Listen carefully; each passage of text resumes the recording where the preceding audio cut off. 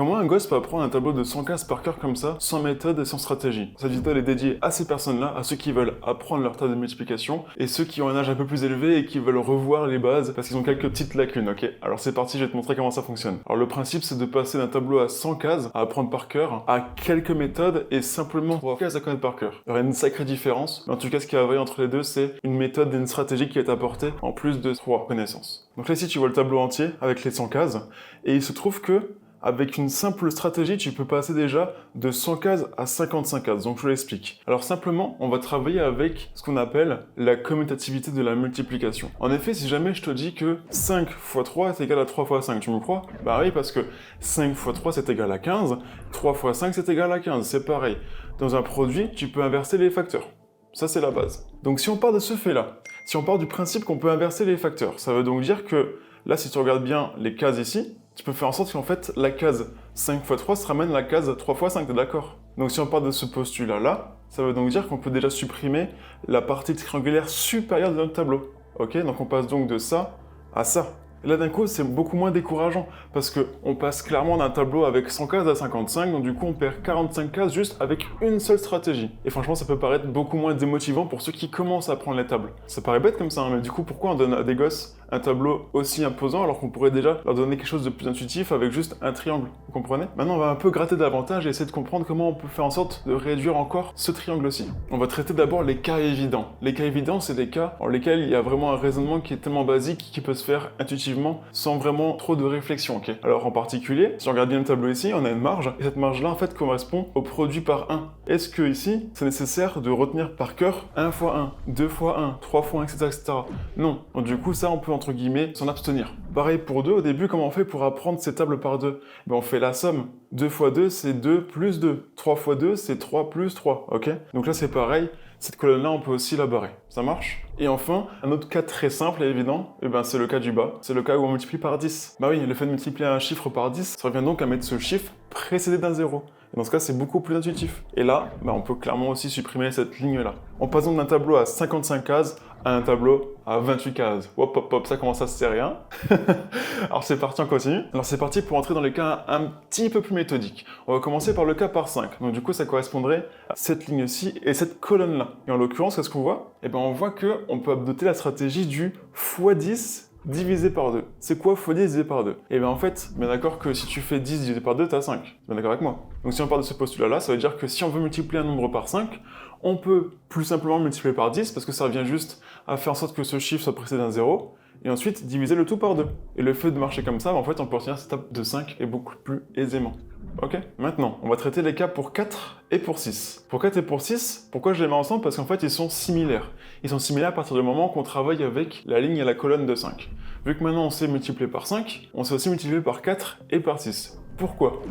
Eh bien parce que 4, ça revient à multiplier par 5 et à soustraire une fois le nombre, et par 6, ça revient à multiplier par 5 et à ajouter une fois le nombre. Ok? Donc si on part de ce postulat-là, ça devient aussi beaucoup plus simple. On peut traiter tous les cas comme ça. La table de 4, la table de 6, à partir de 5. Ok? Donc maintenant, le dernier cas qui, selon moi, est méthodique et entre guillemets est assez accessible, c'est le cas pour 9. Je te le montre, il est un peu spécial, mais franchement, dès que tu l'auras en tête, ce sera carré. Alors pour 9, je te montre juste sur le tableau, là je l'efface, et je te montre à quoi ressemble la table de 9 de 1 à 10. Alors voici à quoi elle ressemble. Maintenant, regarde ce qu'on va faire, c'est qu'on va réorganiser cette table-là. On va la couper, on va la scinder en 2 colonnes. On obtient donc ce que je te montre ici. Là en l'occurrence, qu'est-ce qu'on peut constater? En fait, on constate que dès qu'on multiplie par exemple 9 par 1, on aura comme chiffre des dizaines 0, et chiffre des unités 9. Ok. 9 par 2, chiffre des dizaines 1, chiffre des unités 9 moins 1, 8, 18. Pareil pour 3, 9 fois 3, tu prends ce multiple-là 3, tu fais moins 1, donc 2, et ensuite tu fais en sorte que ce soit le complémentaire de 9. Donc qu'est-ce qui manque à 2 pour atteindre 9? 7, 27. Ouais, maintenant avec 4, tu le fais avec moi. Donc pour 4 par exemple, ce que tu vas faire, c'est que tu vas faire 4 moins 1, 3. Qu'est-ce qui complémente 9 avec 3? C'est 6, 36. On fait le dernier ensemble, 5 peut-être? Allez, c'est parti. Pour 5, qu'est-ce que tu fais? C'est pareil.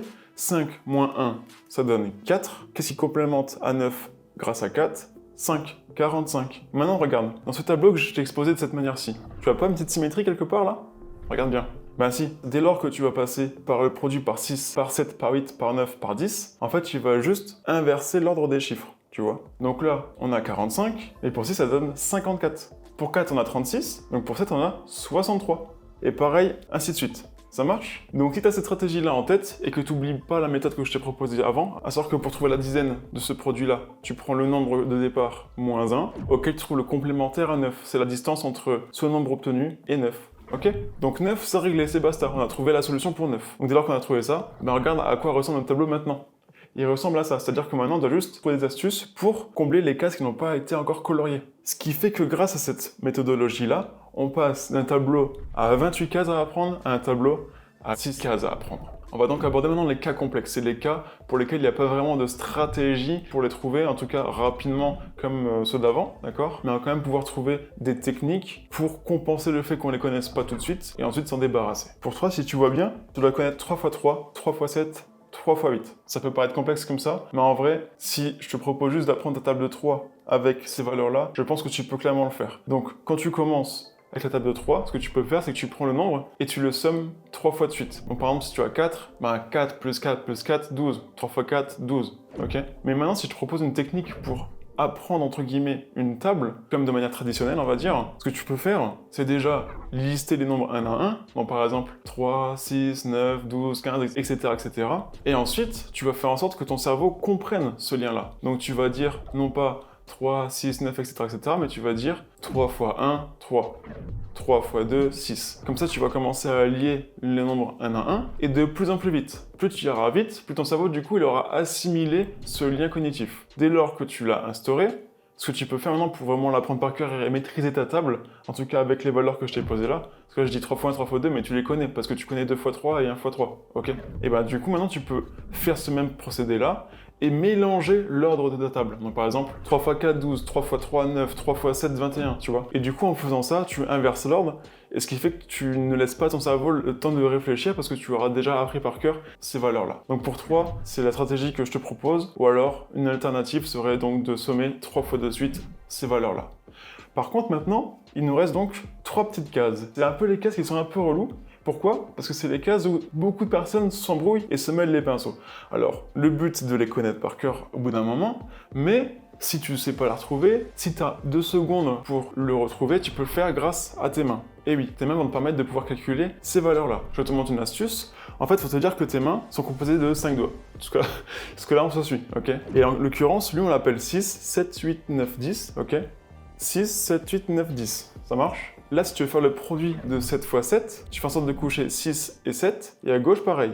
Tu couches 6 et 7. Et maintenant, pour trouver la réponse, la somme des doigts couchés correspond à la dizaine. Donc regarde, 2 plus 2, 4. Et comment on trouve le 49? Et bien le 9, en fait, c'est l'intersection de tous tes doigts, tu vois? Donc ici, en fait, on a 9 d'intersection.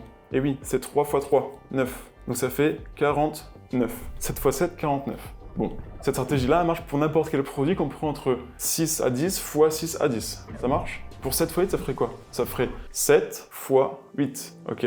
Donc là, je fais la somme. J'en ai donc 5, c'est 50 quelque chose. Et là, le produit de 3 fois 6. J'ai combien d'intersections ici? Ben, j'en ai 6. Donc c'est 56. 7 fois 8, 56. Ok? Et enfin, il nous reste qui? Il nous reste 8 fois 8. Et 8 fois 8, normalement, tout le monde le connaît, c'est 64. Mais pareil, la méthode fonctionne, je te montre. Donc 1, 2, 3. 1, 2, 3. J'ai donc 60 quelque chose, 64. Ça marche? Donc grâce à ces astuces-là, tu vois que notre tableau passe d'un tableau un peu flou à 100 cases à directement un tableau avec uniquement ces cases-là. Et ça correspond à des cases qui sont très simples. 3 x 3, 3 x 7, 3 x 8. C'est devenu évident pour toi. Donc ce que tu as à savoir pour connaître tes tables, c'est connaître les méthodes que je t'ai proposées là et connaître 3 petites cases. Alors sache que nous, en France, on nous impose de connaître la table de 10 x 10, mais dans d'autres pays, on nous propose de connaître la table non pas de 10 x 10, mais de 20 x 20. Donc c'est un tableau qui est encore plus grand. Et si tu veux, je pourrais faire une vidéo qui permet de prolonger ce raisonnement-là à un tableau 20 x 20, ok? Alors dis-moi ce que tu en penses en commentaire de cette stratégie-là. Alors si tu veux que je la fasse en vidéo, il n'y a pas de souci, tu me dis en commentaire et je la ferai évidemment. Si tu veux des preuves ou plus de vulgarisation, tu m'en parles aussi. En tout cas, je vous remercie. Là, actuellement, à l'heure où je fais cette vidéo-là, j'ai posté ma première vidéo sur la chaîne et j'ai déjà eu des résultats et des commentaires qui sont pertinents et ça me fait très plaisir. Donc si vous voulez me soutenir, n'hésitez pas à vous abonner et vous pouvez retrouver directement en description le lien vers mes PDF pour retrouver mes méthodes d'entraînement pour vous préparer au brevet, au bac ou en tout cas à n'importe quelle année scolaire compris entre la 6e et la terminale. Je vous remercie, courage à vous, c'est ciao!